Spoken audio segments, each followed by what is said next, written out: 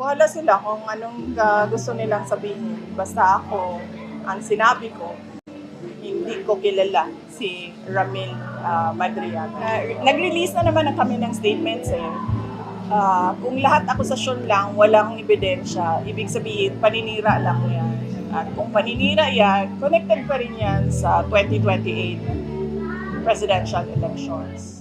Tinawag naman na paninira ni Vice President Sara Duterte ang mga akusasyong ibinabato sa kanya, partikular na nang muling tanungin sa umano'y personal na kaugnayan niya kay Ramil Madriaga. Paliwanag ng pangalawang Pangulo, hanggat walang ebidensya ay paninira lang ito na ang dulo ay harangin ang posibleng pagtakbo niya sa 2028 national elections.